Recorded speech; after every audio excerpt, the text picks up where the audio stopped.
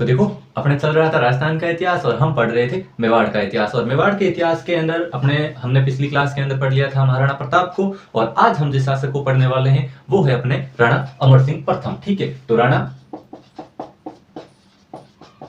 अमर सिंह प्रथम, कार्यकाल लिख लें इनका। कार्यकाल ये शासन करते हैं 1597 से 1620 ईस्वी तक। ठीक है, लगभग 23 वर्ष इनका टाइम पीरियड रहता है। मेवाड़ के ऊपर ये शासन करते हैं। और इनके बारे में जो नॉर्मल सी जानकारी है वो अपन एक बार देख लें। देखो, इनके पिता का नाम सबको पता ही, अपने को भी पता है, महाराणा प्रताप। पिता का नाम क्या है? महाराणा प्रताप। और माता का नाम है अजबदे पंवार। अजबदे पंवार। और इनका जन्म हमने पढ़ा था महाराणा अपने उदय सिंह के टाइम, कि उदय सिंह जी उदयपुर की स्थापना करते हैं 1559 के अंदर। 1559 के अंदर कब करते हैं? कि जब एकलिंग जी के वो धोख लगाने जाते हैं और उनके पोता होता है। ठीक है, तो वो पोता कौन सा होता है? यही होता है राणा अमर सिंह। इनका जन्म होता है 1559 ईस्वी के अंदर और ये प्रताप के ज्येष्ठ पुत्र होते हैं। ठीक है, अब देखो, महाराणा प्रताप के बारे में हमने पढ़ लिया। मुगलों की ओर से अकबर अटैक कर रहा था बार बार उनको अपने अधीन करने के लिए, या मेवाड़ को अपने अधीन करने के लिए। और जब राणा प्रताप की मृत्यु हो जाती है और 1597 को राणा अमर सिंह शासक बनते हैं मेवाड़ के, तो एक घटना मुगलों के अंदर भी हो रखी होती है। 1605 ईस्वी को अकबर की मृत्यु हो जाती है। ठीक है, 1605 ईस्वी को क्या होता है? अकबर की मृत्यु हो जाती है। और मुगलों में जो दिल्ली का नया सुल्तान बनता है वो बनता है जहांगीर। ठीक है, कौन बनता है? जहांगीर। अब देखो, इसके भी सेम लक्षण ही पापा वाले हैं। पापा भी मेवाड़ ने अधीन करना चाहता और जहांगीर भी अब जो परंपरा चलती आ रही है उस परंपरा को आगे जारी रखता है। वो भी क्या करता है? मेवाड़ को अपने अधीन करना चाहता है और जो मेवाड़ के शासक है उनको झुकाना चाहता है। इसलिए ये भी एक विजय अभियान भेजता है मेवाड़ के लिए। और इस बार ये एक समझदार व्यक्ति को भेजता है और वो व्यक्ति होते हैं, इन्हीं का एक पुत्र होता है जिसका नाम था खुर्रम। ठीक है, क्या नाम? खुर्रम, या इसे हम शाहजहां भी बोल सकते हैं। शाहजहां, हाँ वही मुमताज वाला। ठीक है, ताजमहल का निर्माण करवाने वाला कौन? शाहजहां। ठीक है, देखो, जहांगीर ने शाहजहां को भेजा कब? 1613 ईस्वी को। ये अजमेर आ गए और अजमेर से अपनी जो सेना वगैरह लेकर के किस तरफ चल दिए? मेवाड़ की तरफ। लेकिन ये थोड़ा सा समझदार था, है भाई, दिमाग को काम लेने वाला आदमी हो तो दादा अपने पापा और दादा आदि मतलब इतनी खंथा वाला आदमी कौन। ठीक है, और बेचारो मेवाड़ आयो।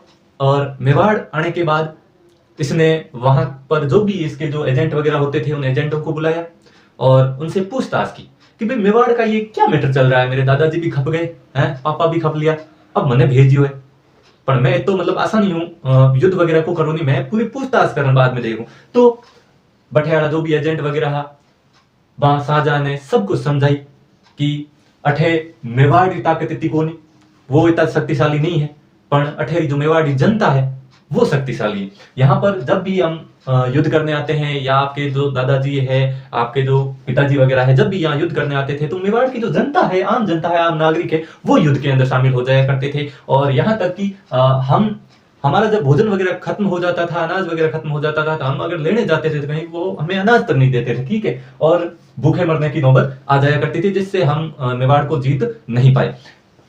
तो शाहजहां ने दिमाग लगाया कि भाई यहाँ पर अगर असली ताकत अगर जनता है तो हम राणा के ऊपर क्यों अटैक करें? हम ऐसा करेंगे, जनता पर ही सीधा अटैक करेंगे और लोगों को यहाँ से मतलब जो भी है लोगों को ज्यादा से ज्यादा क्या पहुंचाएंगे? नुकसान पहुंचाएंगे मेवाड़ की जनता को। ठीक है, तो ये अपनी सेना को, और अपने को पता है जो राणा है वो कहाँ रहते थे? अपनी राजधानी बना दी थी क्या? चावंड को।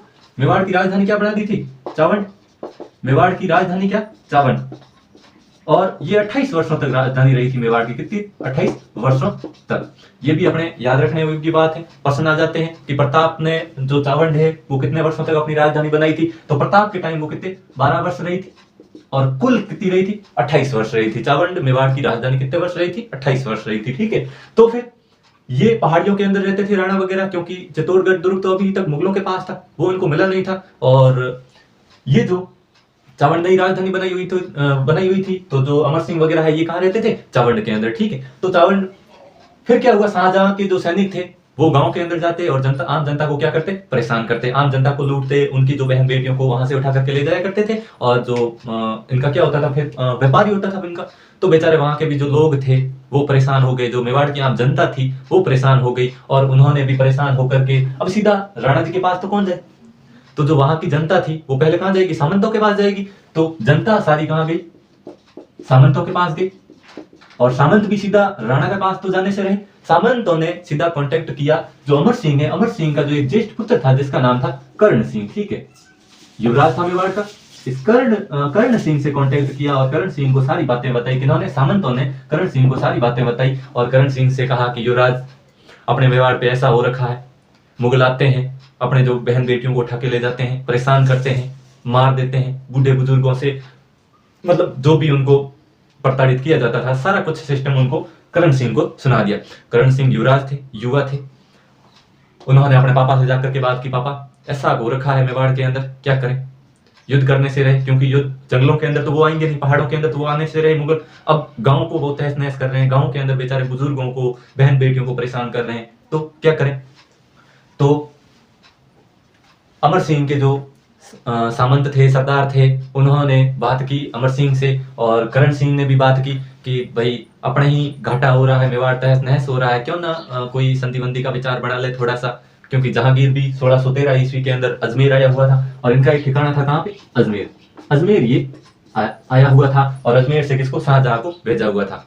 तो करण सिंह और सरदारों ने, सामंतों ने, सभी ने समझाया अमर सिंह को। अमर सिंह ने कहा कि भाई किसको बोल रहे हो आप, हैं मैं राणा प्रताप, राणा उदय सिंह संगा का वंशज हूँ, मैं उन मुगलों की अधीनता स्वीकार करूं, हो ही नहीं सकता। लेकिन रास्ता भी क्या, करण सिंह कहे कि पापा राज तो भी कहीं कर सका पे हैं भाई, राजीपो नहीं करो तो भी मरा, और कर ले हाँ तो थोड़ा घणो मतलब बहन बेटियों वाली बात को भी ज्यादा। तो सरदारों के कहने से और करण सिंह के कहने से अमर सिंह राजी हो जाते हैं और अमर सिंह कहते हैं कि हम संधि कर लेंगे, ठीक है। लेकिन संधि के लिए अमर सिंह खुद नहीं जाते हैं, संधि के लिए इनकी तरफ से दो व्यक्ति जाते हैं। और दो व्यक्ति कौन, एक तो नाम शुभकरण कुमार और एक व्यक्ति होता है जिसका नाम है हरिदास झाला। ये दो व्यक्ति मेवाड़ की तरफ से संधि के लिए जाते हैं और जो मुगलों की तरफ से संधि के लिए आता है वो आता है जहांगीर, अपने जहांगीर का जो पुत्र है, बड़ा पुत्र है खुर्रम, वो आता है, ठीक है। कौन आता है, खुर्रम, या फिर हम इसे कह सकते हैं शाहजहां। ये संधि के लिए आते हैं और इनके मध्य संधि होती है जिसके जरिए युद्ध वगैरह सब रोक दिए जाते हैं। और ये संधि किस प्रकार से होती है, इनकी क्या शर्तें रहती है, उन शर्तों के आधार पर संधि होती है, इसको हम थोड़ा सा देख लेते हैं एक बार। देखो इतना तो अपने को पता चल ही गया, तो देखो आगे क्या होता है। 5 फरवरी 1615 ईस्वी को, 1615 ईस्वी को मुगल और मेवाड़ की क्या होती है, संधि होती है। मुगल मेवाड़ संधि होती है। और किन किन के मध्य होती है, जो शासक होते हैं उन्हीं के मध्य होती है। शासक कौन, तो मुगलों में कौन, जहांगीर, और मेवाड़ में कौन, अमर सिंह फर्स्ट। इनके मध्य ये मुगल मेवाड़ संधि होती है। लेकिन संधि करने वाले अलग होते हैं, लेकिन अपने को शासकों के नाम ही लिखने पड़ते हैं। तो संधि करने के लिए आते कौन है, देखो तो जो मुगलों की तरफ से आता है वो तो आता है खुर्रम या शाहजहां, ठीक है। और जो मेवाड़ की तरफ से आते हैं वो आते हैं शुभकरण, अपने जो शुभकरण कुमार, और एक व्यक्ति और होता है हरिदास झाला, ठीक है, झाला। देखो ये व्यक्ति आते हैं और आपस में बातचीत करते हैं और इनकी जो संधि की शर्तें होती है वो क्या होती है। देखो शुभकरण कुमार और हरिदास कहते हैं कि भाई हम संधि करने के लिए तो तैयार है, मेवाड़ वाले मुगलों से संधि तो कर लेंगे, लेकिन हमारी कुछ शर्तें हैं भाई, ऐसी संधि नहीं करेंगे, थारा बाप दादा ही खप गया है, कहीं नहीं होयो थो, अब संधि कराला, लेकिन मैं हमारी तरह हूं कराला, ठीक है, थारी तरीके हूं नहीं कराला। तो वे कुछ शर्तें बता रहे। पहली शर्त वे यारी कि हमारे जो महाराणा है या राणा है मेवाड़ के, वो कभी भी मुगल दरबार के अंदर उपस्थिति नहीं देंगे, यानी कि अपनी हाजिरी नहीं देंगे। तो राणा मुगल दरबार में नहीं जाएगा,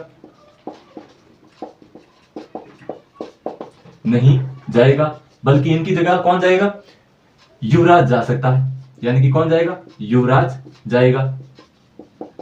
तो पहली ही शर्त इन्होंने ये ऐसी दे दी मुगलों के विरुद्ध कि हमारा जो राणा होगा या मेवाड़ का जो शासक होगा वो मुगल दरबार के अंदर अपनी हाजिरी नहीं देगा, यानी कि वहां आप बोलो कि अमर सिंह यस सर, वो सिस्टम नहीं होगा, अभी से बोल देते हैं। तो ये बेचारा कहता है कि संधि कर किससे रहे हैं, तो फिर हमसे तो आज तक जिन राजाओं ने संधि की है वो अपने मेवाड़, अपने जो मुगल दरबार के अंदर हाजिरी देते हैं। और पापा जब हाजिरी लेते हैं कि अपने किसी की भी हाजिरी लेते हैं तो बोलते हैं अटेंड सर, अपने जो यस सर, भाई जो भी उनका जो बोलना है वो सारा कुछ बोलते हैं, वो वहां पे है प्रेजेंट हूँ सर, आया हूँ सर, कुछ भी बोलो। लेकिन यहाँ पर इन्होंने कह दिया कि राणा है जो मुगल दरबार के अंदर नहीं आएगा, क्योंकि वहां पर कौन आएगा, सिर्फ युवराज आएगा या जो भी राजकुमार होगा मेवाड़ का वो मुगल दरबार के अंदर अपनी हाजिरी देगा, राणा खुद नहीं आएंगे।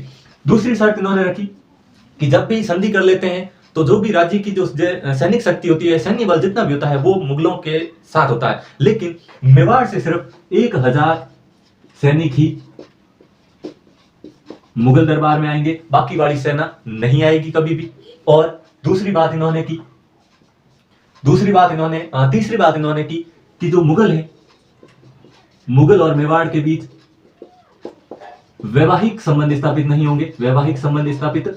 होंगे। आम बात हुआ करती पहले, अपने पढ़ा है आमेर वाला भारमल, जिसने 1562 के अंदर अकबर से अपनी बेटी की शादी कर दी थी, किसकी, जोधाबाई की। तो यहां पर इन्होंने शर्त रख दी कि मुगल और मेवाड़ के बीच कोई भी शादी वाला सिस्टम नहीं होगा, हमारी लड़की की शादी हम किसी भी मुगल के साथ नहीं करेंगे, ठीक है। इतनी शर्तें रख दी। ये भाई साहब परेशान हो गया है कि शर्तें एड़ी रखी है कि बस खाना हम नहीं पड़ी हो, सपन भोग पर खा नहीं सको, हाथ नहीं है। तो बेचारो कहे कि रुको थोड़ा दबो, मैं यूं करूं, पापा ने कॉल करूं, एक मैसेज करूं, पापा हूं बात कर और पाछो थान जवाब दूं, ठीक है, संधि करनी है नहीं करनी है, थोड़ा पाछा कही हारणो लिखड़ो है मत लाइफ रे मोने कहीं है।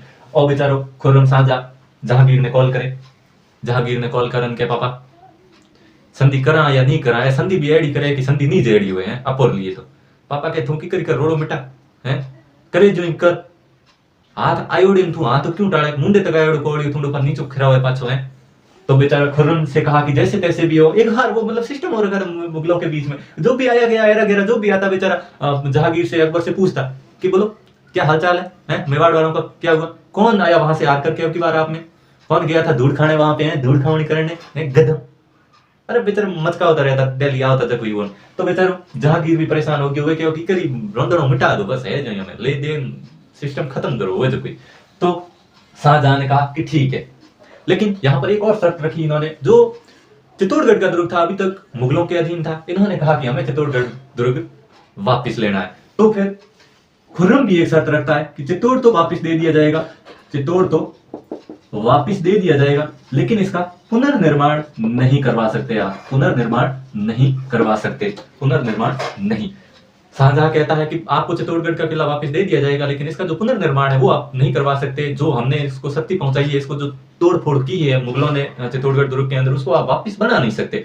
अगर जिस दिन से आपने उस दुर्ग को वापस बनाना शुरू कर दिया तो हम सोचेंगे कि हमारी तरफ आप विद्रोह करना शुरू कर दिया हो और वापस आप अपनी सैन्य संगठन बना रहे हो, या अपने सुदृढ़ गढ़ को वापस बना करके हमारी तरफ क्या करोगे, वापस मतलब विरोध करना शुरू करोगे।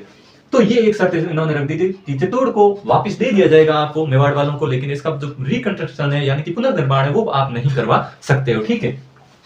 तो ये भी राजी हो गए और 5 फरवरी 1615 ईस्वी को इनके बीच एक संधि होती है और जिसका नाम पड़ जाता है मुगल मेवाड़ संधि। जहांगीर और अमर सिंह प्रथम के मध्य हुई थी, और फिर जो अमर सिंह का जो ज्येष्ठ पुत्र है कर्ण सिंह ये मुगल दरबार के अंदर गया था और इसको 1000 मनसबदारी प्रदान की थी, मनसबदार बनाया था मुगलों ने, किसको, कर्ण सिंह को। और कहते हैं कि राणा अमर सिंह इस संधि से बड़ा निराश हुए थे, हैं निराश क्यों नहीं हुए, दादा परदादा पापा वगैरह खप लिया बेचारा, मर गया और वास्ते, और ये धूड़ खावनी कर ली है भाई। मुगलों की अधीनता स्वीकार करने वाला अपने मेवाड़ का कौन शासक, राणा अमर सिंह। कलंक लग गया इसके ऊपर, तो बेचारे के ऊपर इतिहास के अंदर इसको कहेगा कि धूड़ खावनी करी है, मुगलों ने संधि कर ली है, हाथाजोड़ी कर ली, पट्टी जा पड़ गया पगोर मोह। तो अमर सिंह उस तरह उस संधि से बहुत निराश हुए थे और ये एक जगह पर चले गए थे, राजसमंद के अंदर जगह है नौ चौकी, ठीक है, नौ चौकी, इस जगह पे चले गए थे और इन्हीं की यहीं पे डेथ हो गई थी। इनकी जो समाधि है छतरी है वो आहड़ के अंदर बनी हुई है। आहड़ के अंदर देखेंगे कि राणा अमर सिंह की जो पहली छतरी है वो आहड़ के अंदर है, और इसके बाद या राणा अमर सिंह के बाद जितने भी शासक हुए इनकी सारी छतरियां कहाँ पे मिलेगी, हमें आहड़ के अंदर ही मिलेगी। इसको महासतियां भी कहा जाता है, क्या कहा जाता है, महासतियां भी कहा जाता है, ठीक है, यानी कि क्या हुए हैं उनकी छतरियां कहां पर है, आहड़ के अंदर है, ठीक है।